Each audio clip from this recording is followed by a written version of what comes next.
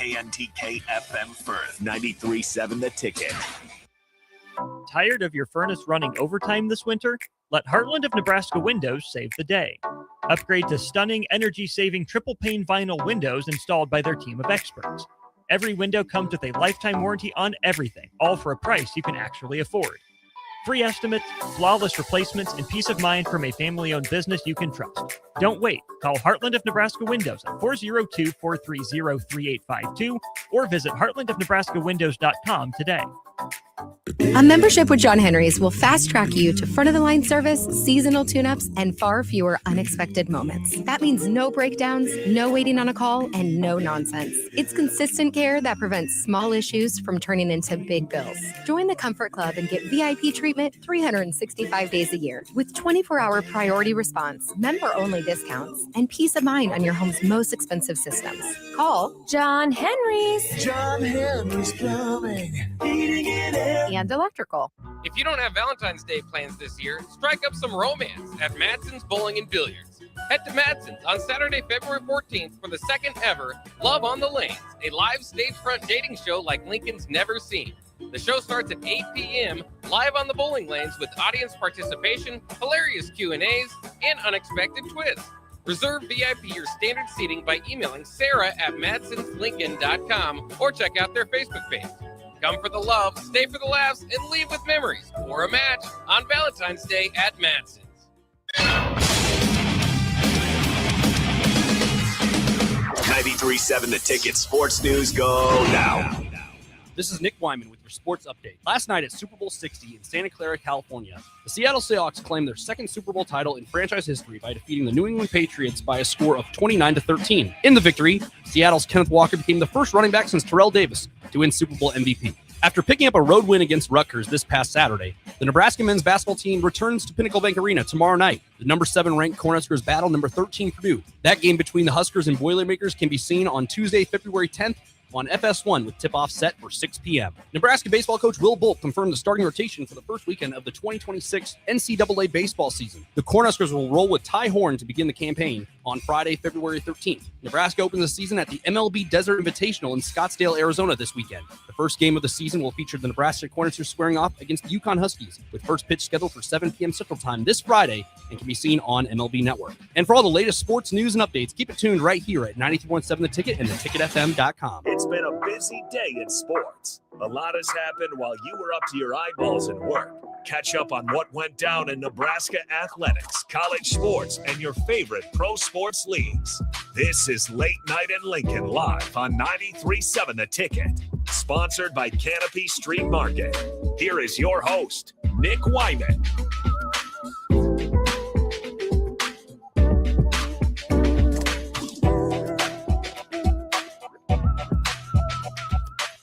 It's Monday. We're back here, 93.7 The Ticket and ticketfm.com.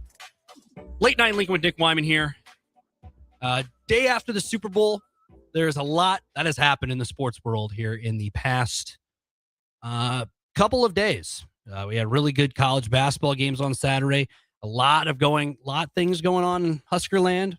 Husker softball playing their first games of the season out in San Antonio at the UTSA Invitational this past weekend, beating number 1 Texas. Lost to them on the first day of the season, 15-10. Come back with a nice win less than 24 hours later to knock off the Longhorns and show that they can beat anybody and hang with the best in college softball. A lot of things else going. Nebraska tennis was here this weekend. And the men dropped their first match, but they got back on the winning ways, beating North Dakota on Sunday. So a lot going on. Those are a couple things we'll dive into in the second segment. But yeah, there's a lot of things going on. Husker baseball is coming up as well. But it's Monday, February 9th, 2026. Less than an hour left in this day. It was a great day here in Lincoln, in the capital city. Record highs, walked over here, and it felt like a baseball game should be played. I saw the Nebraska baseball team got a practice outside. That's very rare, usually before the first games of the season, and it felt like a spring kind of baseball day. But I'm not going to jinx it. I know there's a thing called fall spring, and from here in Nebraska, there is a chance where You could have a temperature where it's in the 70s, and a couple weeks later, you could be getting some snow. So I am not going to be the one to jinx that or be the one to be a part of that. But that's how Mother Nature rolls this time of year here in the Midwest. It's just, you never know. One day you're wearing a jacket, and one day you're wearing shorts. You got to be prepared for it. And that's one of those. It's one of those days here in Nebraska where I will take it. I have much. You don't have to clean up snow. You don't have to scoop snow. So I'm not going to bat an eye at this weather. But we're here. 402-464-5665, the Sartor Heyman Jewelers text line. Let's chat. There's a lot to talk about. And by a lot, I mean there is a lot to talk about. Not only last night with the Super Bowl 60, which we'll start out with the Super Bowl fallout, but tonight, if you were watching or listening, another undefeated goes down in college basketball. Arizona suffers their first loss, losing to the Jayhawks of Kansas. But that is just one of the big ones. Only one more undefeated team left in Division I college basketball. You have Miami, Ohio. Luke from the Mill says, Nick, glad to hear you on the late night. Keep the Husker baseball talk going. Luke, I appreciate you, man. We'll get into that later. We'll preview what the week ahead for the Cornhusker baseball team. You'll have to stay tuned, as that'll be after our first break later. But yes, Luke, thank you for chiming in. I appreciate you, man. You're the man. But we'll talk about the big one, the Super Bowl. The big game happened yesterday. Seattle Seahawks, New England Patriots just wrapped up the NFL season out in Santa Clara, California. I mean, a low-scoring game to start out with, a 9-0 half where Jason Myers, the kicker, looked like in line for the MVP at one point, just because it was just all field goals, and that was all the scoring. However, you looked in the fourth quarter, and kickers and punters are not allowed, I guess, per the voting. Should be. I think, Jason Myers was scoring all those points. Top, one of the better games in Super Bowl history. I mean, there's only been so many guys to kick 4 field goals in a Super Bowl. He put his name in there. Made all his extra points. I see why not. You're going to be able to put the team and score points, offense stalling, rely on. He made 5 field goals. That's a record. 5 field goals, long of 41, 2 extra points made. You're scoring some points there. You will be able to support the team and be able to call to duty. You come up and drive stalls. Hey, get out there. You got a reliable kicker, and made all 5 field goals. Awesome to see from a kicker. But this Super Bowl, I mean, it was a defensive slugfest for the first half, I would say. Offense, there were a lot of plays where the quarterbacks could have made a throw, where it was a little overthrown, a little underthrown. It was one of those defensive battles. 8147 says, Michael Dixon with 3 punts inside the 6 deserves some MVP consideration. Yeah, I mean, special teams is a part of football. It is a part of the game. Michael Dixon was on his game too.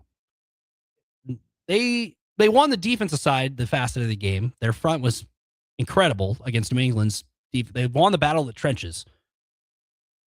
But yeah, Michael Dixon, the punter and the kicker, showed out for the Seahawks. And yeah, I agree.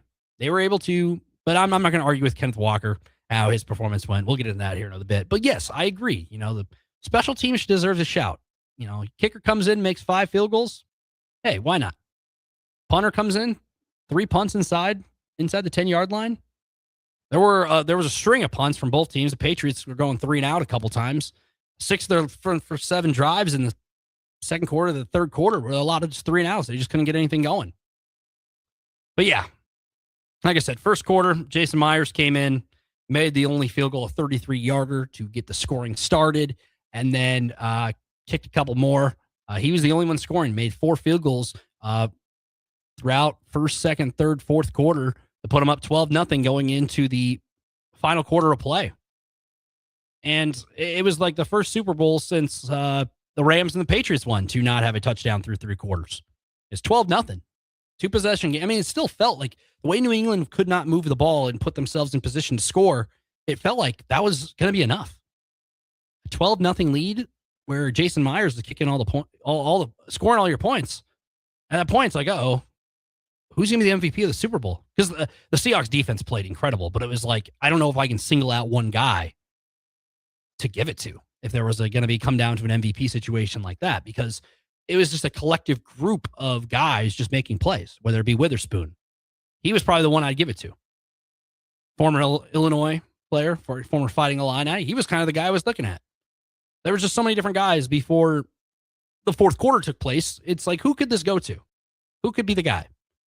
And Jason Myers was who I was looking at, but is what it is, because the fourth quarter is where the scoring took place. Most of the scoring took place in the Super Bowl. A.J. Barnard got a 16-yard touchdown pass. Sam Darnold on a 5-play, 37-yard drive to begin the quarter. That's what set up and put the Seahawks up 19-0. So at that point, New England really needed to put something together and needed to finish a drive, be able to put points on the board, because at that point, they were just struggling up front. Drake May looked uncomfortable in the pocket. He just needed to do something. And Drake May, credit to him, he be able to finish the game do something with yardage, almost a 300-yard game, which is not what, I mean, you didn't really feel like it, but he was able to kind of weather the storm toward the end. Did turn the ball over a couple times, which is why Seattle was able to set up their offense and put them into range. Obviously, there was a fumble. There were 2 fumbles, and then there was the pick to pretty much put the game away. But Matt Collins did catch a touchdown, 35-yard touchdown, 3-play drive in under a minute. Drake May was able to get the Patriots on the board, make it 19-7. And then Jason Myers kicks his 5th field goal after the drive stalls, 22-7. And New England got the ball to close around midfield, and it's like, okay, if they can score a touchdown here, there's not a lot of time left, about under 5.5 minutes to go. Need some chunk plays. Need something to go your way. Need to do something with it. Got to get points. You're down 22-7. But then a fumble recovery, taken back, strip sack, taken back 45 yards, technically an interception return as it was caught, and taken back for a touchdown. And that pretty much put the icing on the cake for the Seahawks' second Super Bowl in franchise history. I put them up 29-7. New England did. Ramondre Stevenson caught a pass that was very close to the ground. If you look at the replay, it was like no blade of grass got touched there. 7-yard touchdown pass, Drake May. Missed the 2-point try, tried an onside kick, which, come to think of it, they talked before the game. If you watched any of the 5 hours of pregame, I'm not one of those people. I cannot watch 5 hours, 6 hours of pregame before a Super Bowl or any game in general. Like, just it's a Super Bowl. You're out and about getting stuff together. We were at Rings and Rings yesterday. It was a great time. A lot of people showed out. But there was an onside kick attempt. And they talked about in the pregame a little bit about how the onside kick could be changed. There could be a new, they'd be doing a 4th and 13 instead. Like a offense has to come out in the field to give a chance to potentially get the ball back. Rule change. They've been talking about this for a number of years in the NFL. Never really come to fruition, been able to put it together. You've seen some alternate football leagues. You've seen the UFL, the one that's going on right now in the spring. They do the 4th and 15. If you get it, make it, take it. You get the ball. If you don't get it, the opposing team gets it. Kind of like, it's just like a 4th down, essentially, instead of going for an onside kick. When that onside kick got kicked, I kind of thought to myself, could that be the last onside kick we see in the NFL? Obviously, they had the rules meeting later this offseason to establish that, but it's kind of crazy to think about. The onside kick, I think, should be a staple in football. It's a strategic play. It's not recovered at a high rate because it's so hard to pull off. There are teams in the past who have been able to benefit off of it and make something out of it. That's the football. It's a play it's a low percentage play because it's so difficult to pull off. But when it does happen, it creates such a momentum shift, and it's something that should be in the game. I don't like the offense 4th down, go for it, just kind of changing it, and then I don't like it if you have a good team with good offense, you can kind of manipulate it. I think that's something you do if you're down. So hopefully that is not the last onside kick you see in the NFL. But that was just something that kind of caught my eye because I remember hearing the story about how it's another rule that they're going to talk about, maybe implement. I think I like the onside kick. It's hard to recover. They've obviously tweaked it a little bit in the past, just kind of like the kickoff. But that's a story for another day. I personally saw it. I was like, oh, maybe that was the last onside kick we'll see in the National Football League if they end up changing it to the 4th down, make it, take it kind of thing, which would be interesting. But yes, this Super Bowl, Seahawks win 29-13 yesterday in Santa Clara. The biggest storyline I would say from this game, there's always plenty of storylines. Mike McDonald being one of a guy who is a younger coach, one of the third youngest coaches to ever win a Super Bowl. And now you have Sam Darnold, a journeyman quarterback at this rate, third overall pick by the New York Jets. Ends up, this is the guy who's going to take over for you take over the realm in New York. He's going to be the guy. This is going to be the guy who takes over and is going to be the New York Jets franchise quarterback. That didn't happen. Seeing Ghost was his lowest moment in his NFL career for Sam Darnold. Seeing Ghost during that Monday Night Football game against the New England Patriots. Doesn't work out. They end up putting their stock into Zach Wilson. They say, hey, sorry, we're going to get rid of you. And he ends up going to the Panthers with Baker Mayfield.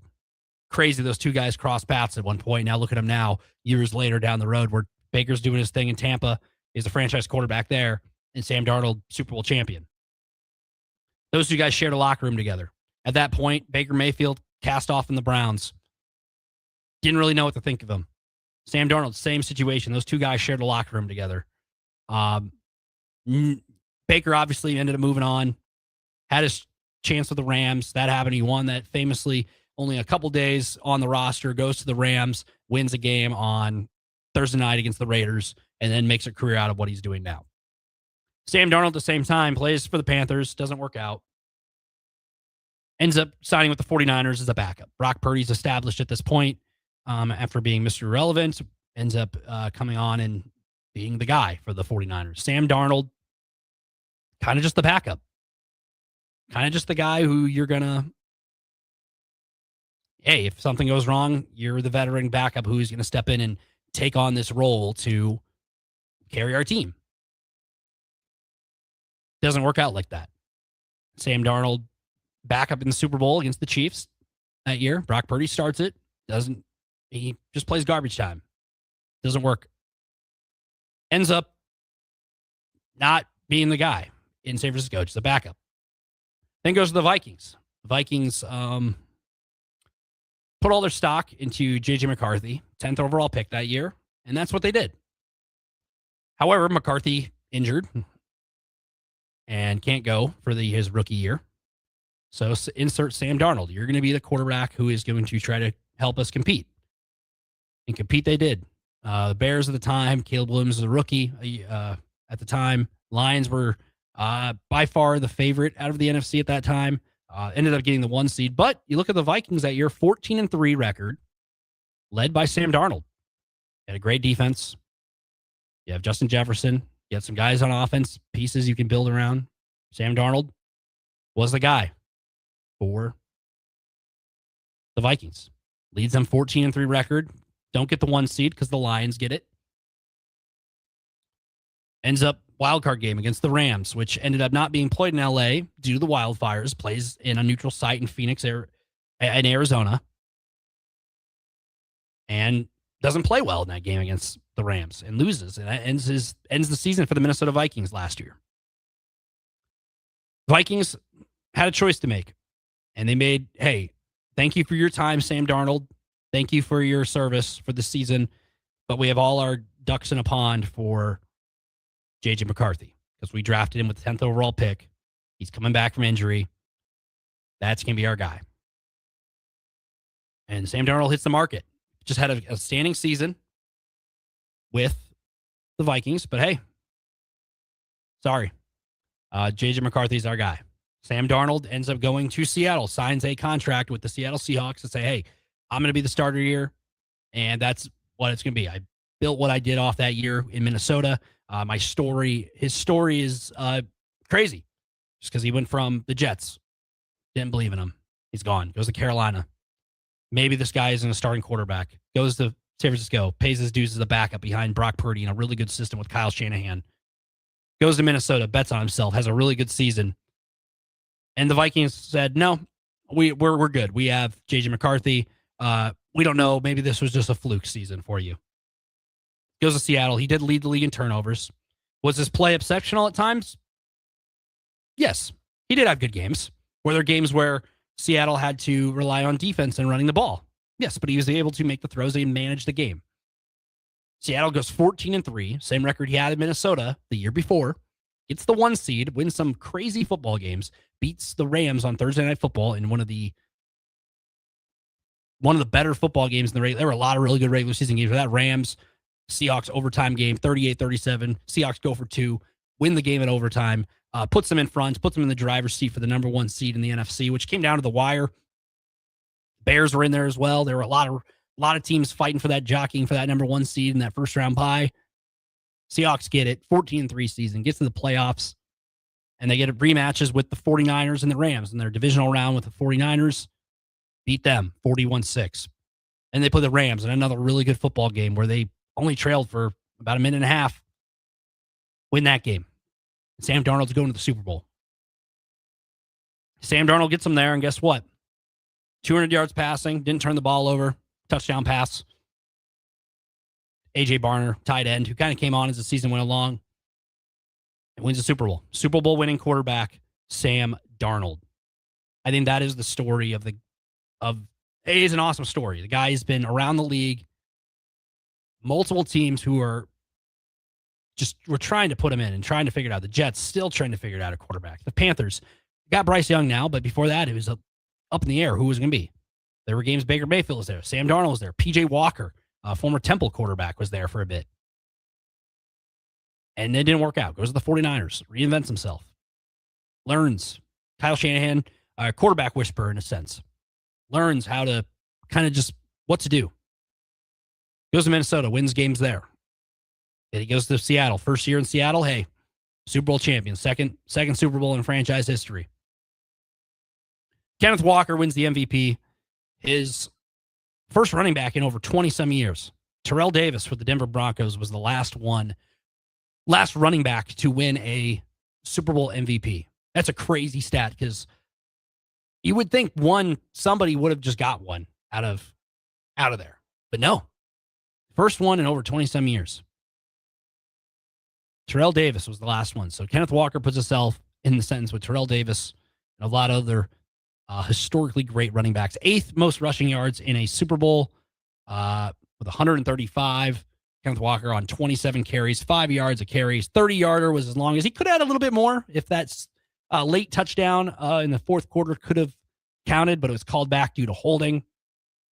But you'd take it. You won the Super Bowl, stepped up. Zach Charbonnet was kind of a 1-2 punch with him in the backfield, but he was able to kind of put the ground. He had 27 of the 32 total carries.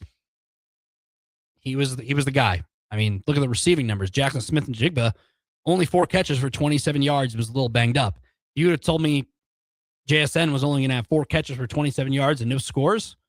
You'd think, maybe New England was able to shut him down. No, they were able to put up 29 points. Defensive touchdown.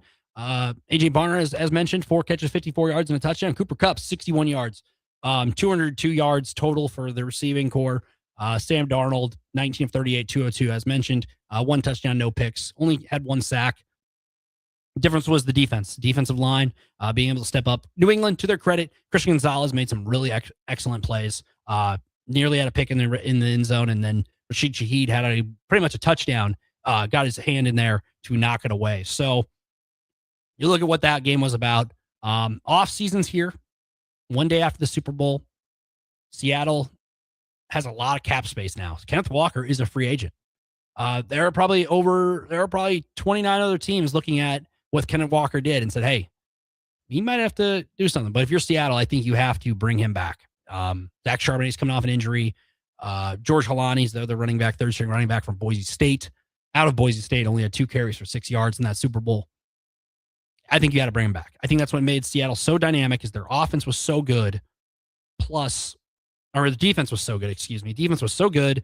Be able the dark side. I love the name. They're not copying the Legion of Boom. They're their own identity. And the offense was just so good at managing, run the ball and then set up play action. Play action, Sam Darnold was really good out of. Not only during the Super Bowl, but just this entire year. And when you're running the ball with a guy like Kenneth Walker, you got receivers like JSN, Jackson Smith-Njigba, Cooper Kupp, A.J. Barner, Rashid Shaheed, who they got at the trade deadline, from Saints opens up so much. And you have an offensive line that's able to protect your quarterback, only gave up 1 sack. And then the defense. There's so much the dark side defense. 6 total sacks on Drake May. We're able to make Drake May uncomfortable for majority of the game, able to get to him, put some pressure on the guy. It made him make some tough throws. And that is what kind of led to the Seattle Seahawks winning their 2nd Super Bowl in franchise history and put a stamp on the National Football League's season. Was it boring? I wouldn't say boring Super Bowl. I would say it took a while to get the offenses going. It's kind of what I expected. Both teams were going to kind of grind it out and see who could win the turnover battle, and that is what Seattle did. They were able to win this turnover battle, and that is how they were able to win Super Bowl 60. Next year's Super Bowl in SoFi Stadium, California, just down in Los Angeles. 2nd Super Bowl at SoFi Stadium in its early years. SoFi's only been open for a couple of years. 2020, I believe, was the first season there at SoFi Stadium. So it's only been around for a while. They're already hosting their 2nd Super Bowl. A dome. I get it has a cleared top. I like Super Bowls outside, like Santa Clara where the sun was setting. I like that. Good aesthetic to the Super Bowl. Santa Clara is a really good location for it, and Levi Stadium looks like a really good stadium for a Super Bowl. And that is why they've had Super Bowl 50 and now Super Bowl 60. So we'll be back here on 93.7 The Ticket, late night in Lincoln with Nick Whyman. We're going to shift gears to some Nebraska athletics. A lot has happened over the weekend. Tennis, obviously, at home. Gymnastics happened. Softball began their season. Wrestling had senior night. Nebraska basketball picked up a win over Rutgers. The men. Women dropped a game to Maryland at home on Saturday. A lot has happened over the weekend. We're going to go into that. And we're going to look at some key events that are coming up throughout the week. There's a lot going on, especially with Nebraska baseball starting up on Friday and going throughout the week out in Scottsdale, Arizona. So we'll be back late night in Lincoln. Nick Whyman here on 93.7 The Ticket and theticketfm.com.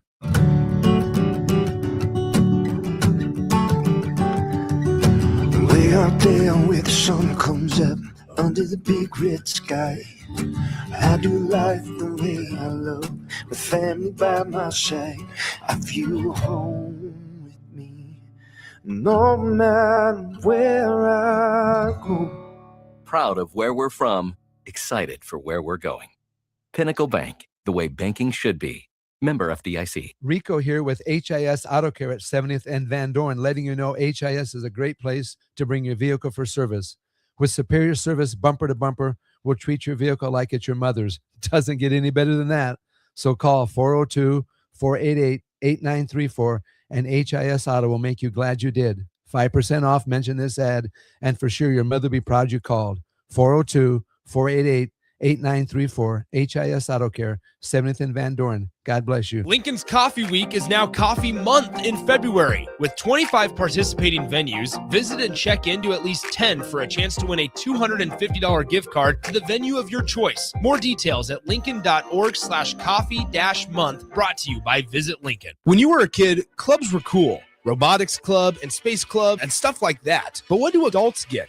Book clubs and quilting clubs? Nah, forget that. How about margarita clubs and old-fashioned clubs? Get to Upside Bar and Lounge for the best clubs in town. Try all 10 varieties of Upside margaritas or old fashions and take home a free souvenir glass. Grab the whole crew and pair it with taco night on Mondays or whiskey Wednesdays. Upside Bar and Lounge at 29th and Pine Lake. Get rid of pesky critters once and for all with Bats to Rats. Their expert team is here to help you reclaim your home. No more sleepless nights caused by crawling critters or flapping wings. Bats to Rats ensures a safe environment for every family member. Check the website at batstorats.com for amazing offers. And if you mention this ad, you'll receive $10 off your initial inspection cost. Call Bats to Rats today at 402-781-8691. That's 402-781-8691. Bats to Rats. Unearth the secret to long-lasting tires at Tread's Central Tire Pros, a league apart in commitment, service, and expertise. This isn't just about rubber meeting the road, but trust, safety, and surety converging in perfect harmony. This is where expectations are exceeded every time. Make your appointment today at Tread's Central Tire Pros, just south of Cortland on Highway 77, or visit our website to explore our services. Remember, when it comes to tires, choose Tread's Central Tire Pros because we tread differently. Mike, the insurance company wants us to replace the roof. Wait, what? I thought everything was fine. Yeah, it says right here our roof is too old and they won't be able to cover us anymore. I guess it is 15 years old. Hi, I'm Austin with Roofing Service Company. We help homeowners with their roofing and siding projects. Financing options are available, and we can get you under a new roof no time at all. If this sounds like you, visit roofingservicecompany.com. That is roofingservicecompany.com.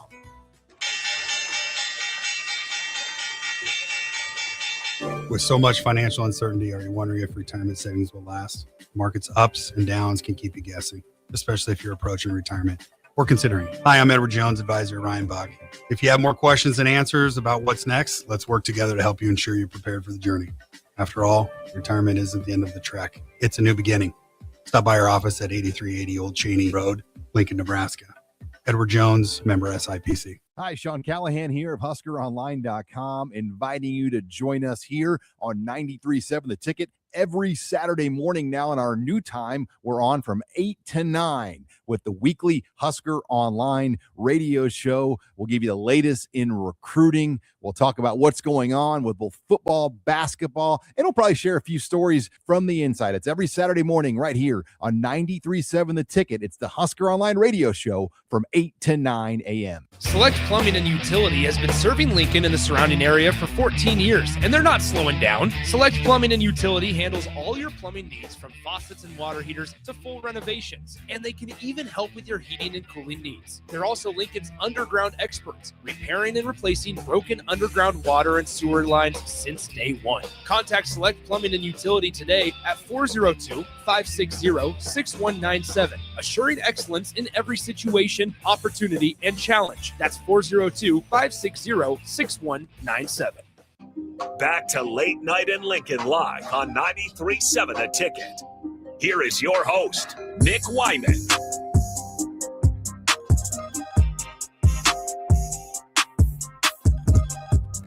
Welcome back, Late Night in Lincoln with Nick Whyman. Little under a half hour left in your Monday. We just got to talk about the Super Bowl 60. Put that behind us. Super Bowl is behind us. The NFL season. The calendar year will flip here in a little bit. 8147 says the Rose Bowl should host the Super Bowl. Yeah. So, the Rose Bowl should host the national championship every year. I've said that. I will stay on that hill. The college football season should wrap up on New Year's Day. Rose Bowl time slot. Should see the Rose Bowl sunset to set the sunset on the college football season. A Rose Bowl. I mean, then I don't know. Do you get a Rose Bowl? You get like a sunset in like the first quarter, maybe, and then kind of goes down to that, and you play in the dark. I mean, it'd be cool. I'd be up for it. It'd be nice. Start Rose Bowl 5:30. Game starts around 3:30 local. You get a Rose Bowl sunset in the fourth quarter. I mean, Super Bowl. That'd be really cool. Before we get into a little bit of action with Nebraska sports, I got a message on Twitter. There's some big high school games going on across the state as well. High school basketball. We're about a month out until the girls' state basketball tournament, and about 5 weeks out until the boys' state basketball tournament, which will be at PBA. Bob Devaney coming up in a little bit. Tomorrow, big one out in Class B. Probably one of the marquee games in the calendar. You have Scott Catholic in boys 18-2 against Norris 18-1. A rematch of a state championship from a couple of years ago in Class B. Scott Catholic, 3-time defending state champions. Norris trying to get back there. Made a Bear Boziger last year, made a shot in the state tournament that kind of was number one on SportsCenter.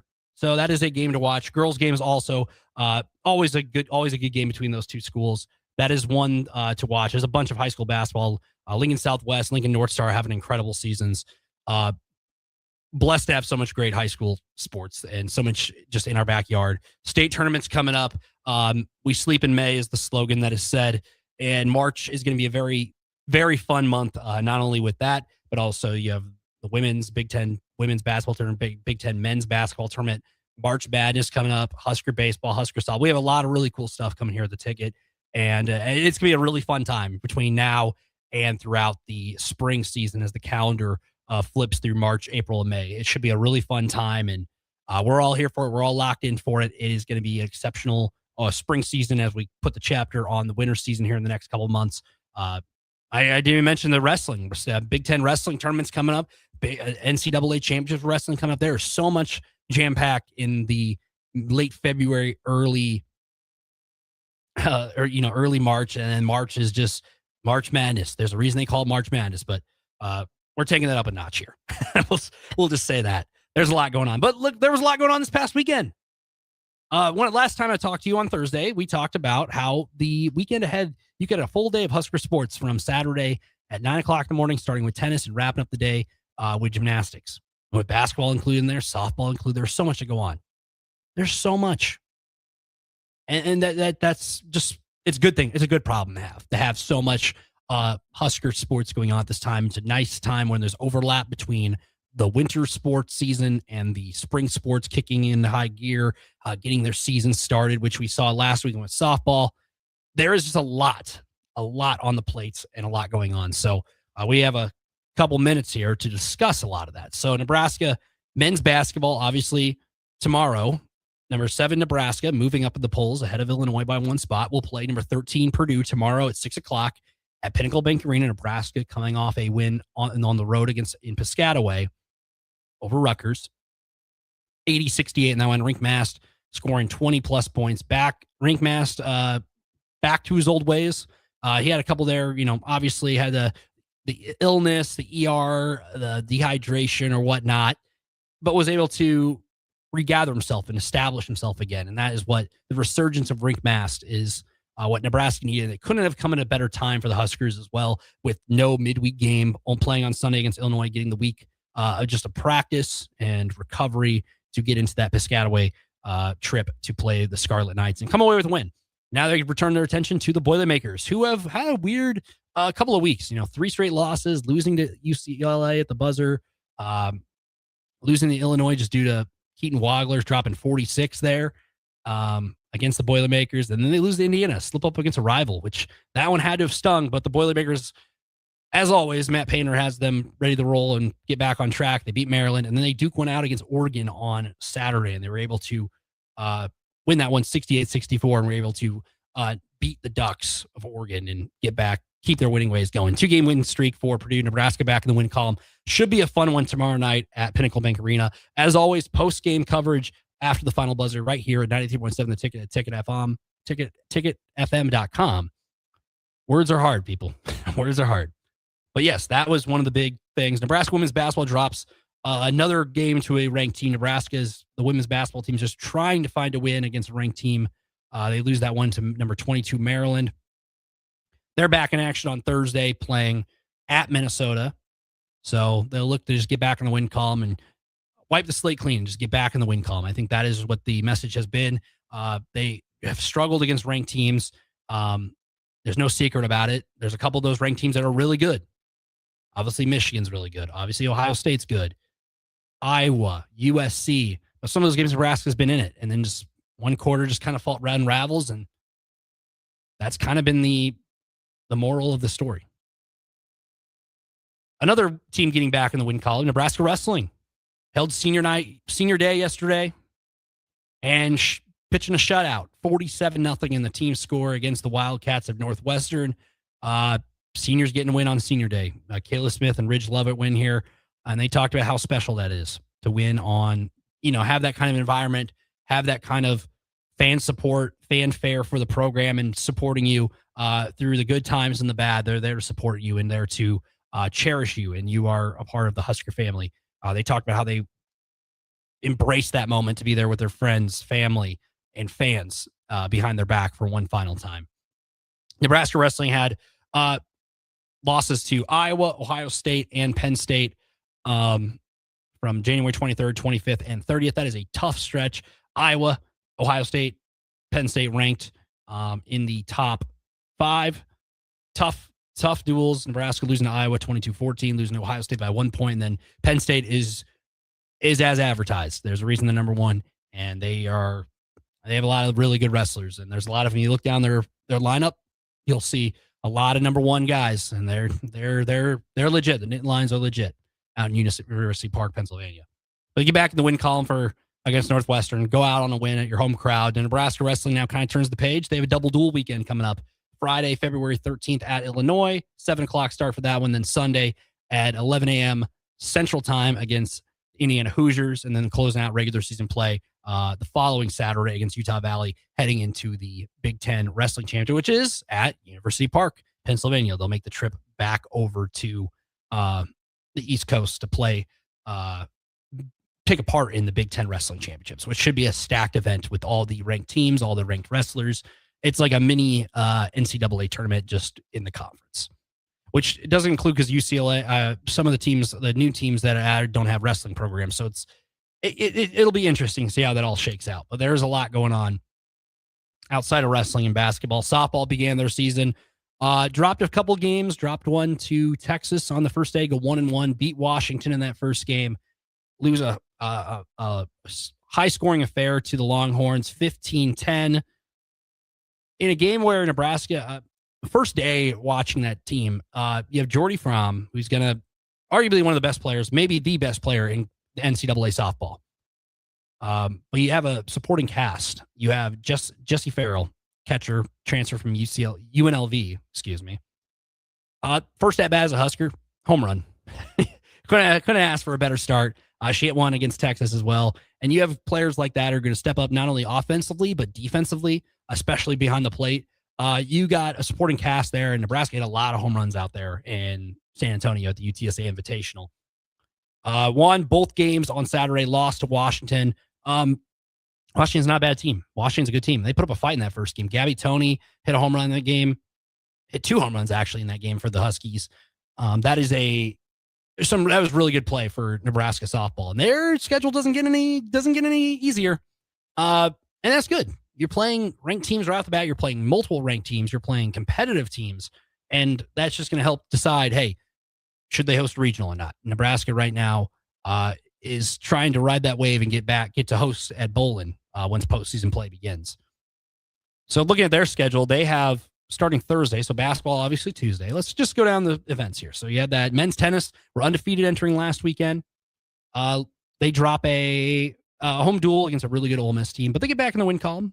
You're going to lose at some point. Drop a 4-2 to Ole Miss, then come back and beat North Dakota. There's a lot going on. Bounce back there for them, men's tennis. They're having a really good start to their season. Free to watch them. College tennis is electric. It's a very good atmosphere. A lot of matches going on at once. If you've never been to one, it's fun to go to.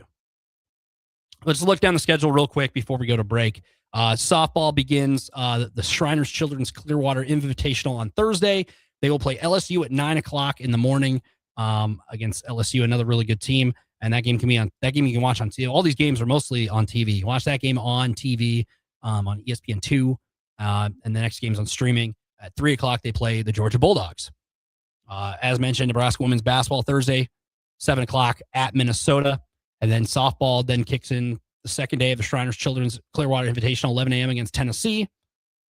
And then there's just a whole lot of else going on. There's the weekend then takes storm. You have wrestling, as mentioned. You have track going out to the Husky Classic up in Seattle. Nebraska baseball, haven't mentioned them yet. Nebraska baseball, Ty Horn's going to be the opening day starter Friday night, 7:00 against UConn in Scottsdale, Arizona at the MLB Desert Invitational. That will be Nebraska's first baseball game. They have a loaded weekend as well. So you mixing that with basketball on Saturday. After they play Purdue, they will play Northwestern at noon on Saturday. Also post-game coverage will be around 2:00 that day. Along with the wrestling. Wrestling will have post-match coverage, as always, here on 93.7 The Ticket. And then the weekend, Shriners Children's Invitational continues. Nebraska plays Central Florida. Keep going down the schedule. Nebraska baseball gets Northeastern on Saturday evening at 7:30. Wrestling on Sunday, as mentioned, at 11. And then tennis back at home, noon. They got the Arkansas Razorbacks coming to town at the Sid Hazel Dillon Tennis Center at noon. Women's gymnastics back at home, 2:00 against Illinois. And then you ride into the weekend, Nebraska baseball and softball riding out that Sunday evening. Nebraska softball, 5:00 against Texas Tech. Texas Tech defending Women's College World Series champions. That is a marquee game, Nebraska, Texas Tech on Sunday, as well as Nebraska baseball playing Grand Canyon. And one of their last games in the MLB Desert Invitational out in Scottsdale, Arizona. The final game for Nebraska during that will be played on Monday. They play Stanford at 2:00. So a loaded weekend. There's a lot of other events. We could dive into each of them. That is just a gist of it. Throughout the week, we will preview a lot of those events, a lot of those games, a lot of those tournaments the Nebraska baseball, softball are going into. It is a loaded field for those teams. We'll get into that as the week progresses, but as just a Spark Notes, a nice little recap of what to expect coming out of Huskerland. A lot going on. Basketball, tennis. If you're a fan of sports, this is the place to be. So we'll be back. We'll wrap up the show coming up on the other side of the break. Do a little housekeeping, and then we'll send you on your way to your Tuesday as we begin this new week in February. So you're listening to Late Night Lincoln with Nick Whyman here on 93.7 The Ticket and theticketfm.com.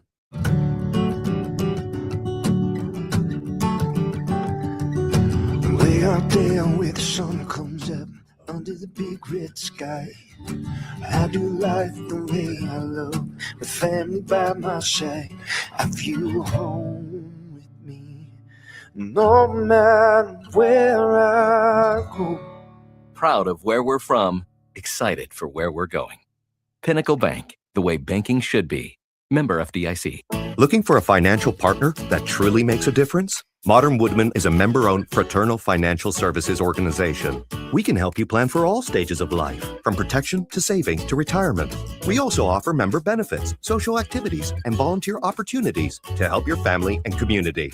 I'm Sean Erickson, your Modern Woodman representative in Lincoln. Call me at 402-483-6515 to start the conversation. Modern Woodman of America, touching lives, securing futures. At Parkview Animal Hospital in Lincoln, it's not just their professional care that sets them apart, but their warm staff and state-of-the-art facilities. Whether it's for a routine checkup or a comprehensive medical procedure, at Parkview, your pet isn't just another number, but a valued member of their caring family. Visit them at pahlincoln.com today and in person just south of 14th and Pine Lake Road. Parkview Animal Hospital, your pet, their passion for happier, healthier, furry friends.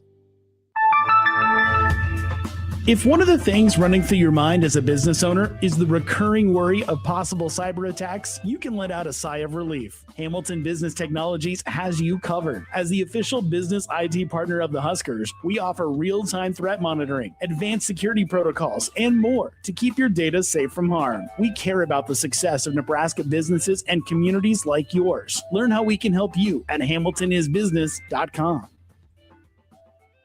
Flowers and chocolate are great for Valentine's Day, but you know what really earns you bonus points? A massage. No, not from you, but from the professionals at the Body Shop. Now is the time to purchase a gift certificate for your significant other to make sure you're the big winner this Valentine's Day. Go to thebodyshoplincoln.com and select from their wide variety of specific massages. Once you've purchased, you can either print out the certificate or email it to the lucky recipient. Do Valentine's Day right this year with a massage from the Body Shop, right behind Eyeglass World at 56th and O. Hi, this is Doug Keller. When I started my first little body shop in Eustis back in 1979, I never dreamed it would grow to 8 locations and over 100 employees in Nebraska. I knew then, as I know now, that if you treat people right, they will keep coming back and also send their friends, which is why our tagline is, where our customers send their friends. I guess there are many things in life that change, but the golden rule never does. The most recommended Eustis Body Shop. That's who we are. If you want to make new floor shopping easier, come to O Street Carpet. Hi, I'm Steve Carper. Our flooring professionals can help you choose the best flooring for you, your family, and your budget. We eliminate the confusion. Even better, you'll be enjoying your new flooring much sooner. No 6 or 8 week waits. We'll install right away and save you money on installation. Floor shopping made easy every day at O Street Carpet. O Street Carpet. 1732 O Street. Family owned and operated. Always the best value. Start your Sundays off right with Jeff and Nicole Essink on Fitness Fanatics. Jeff and Nicole discuss health and wellness, how to achieve fitness goals, and more through the life of gym owners and gym goers. It's Fitness Fanatics from 9 to 11 a.m. on Sundays on 93.7 The Ticket and theticketfm.com. Big box stores are tempting for buying equipment for your high schooler in sports or for yourself in your sports leisures. But buying new is awfully expensive. Why not go somewhere with new and used options? Play It Again Sports has quality, slightly to gently used equipment, and 50% of their inventory is actually new equipment. And it's more than baseball, softball, and golf. They also have equipment for disc golf, fitness, hockey, and more. Plus, they're always buying products. Bring your gear you're done with and get trade money on the spot. Play It Again Sports at 48th and Vine. If you're a homeowner or a business owner, you have a lot of projects, and no one has an unlimited budget or time. Sunbelt Rentals makes all jobs less stressful with no need to purchase large equipment or hire a crew. You can do it yourself with rentals and everything from aerators and power rakes for spring yard work to stump grinders, concrete mixers, tile saws, and more. Check out their inventory in Lincoln, north of Cornhusker Highway on 56th Street, or online at sunbeltrentals.com. Back to Late Night in Lincoln live on 93.7 The Ticket. Here is your host, Nick Whyman.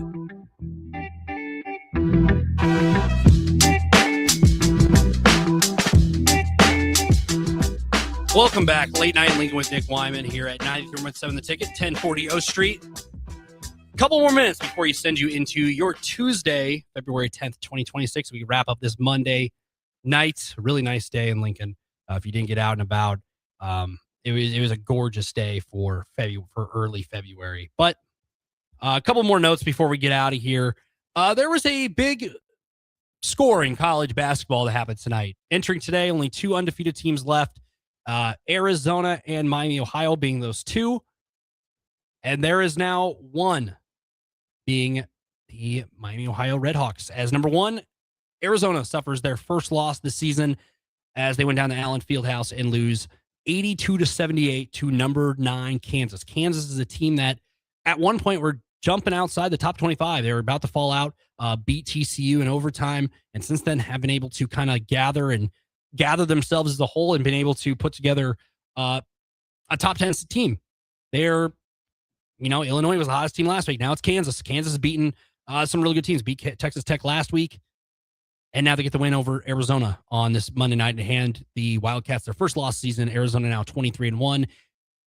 Overall 10-1 in Big 12 play, Conference 11, it's not that crazy yet. Kansas 19-5 overall, 9-2. This was also a Darren Peterson list team. Darren Peterson obviously projected to be the number one pick in the NBA draft. He did not play, and Kansas still was able to win that game. So the Jayhawks, watch out if you are Rock Chalk. They are a tough out right now. They are able to win a lot of games, and they are proven that they belong, and they've been able to win a lot of tough games. So that is all I have for you today. A lot going on. Super Bowl over. Turn the page to basketball season as that kind of takes center stage going on. Nebraska basketball, obviously tomorrow night. There's a lot of other things going on in Husker sports. You'll hear a lot about that here on 90.7 The Ticket over the course of the week. Baseball, softball, gymnastics, tennis, women's basketball, men's basketball, wrestling. There's a whole lot of Husker action, and you'll hear a lot of topics about it, a lot of talk about it here, right here on The Ticket. Tomorrow night, Nebraska, Purdue, 7 versus 13. Ranked matchup. Post-game coverage around 8 o'clock here. So keep it tuned on either Facebook, X, YouTube, or Allo Channel 961, or if you're listening on the air, 90.7 The Ticket. So that's all I have for you tonight. Signing off, Nick Whyman, Late Night in Lincoln. We will see you tomorrow.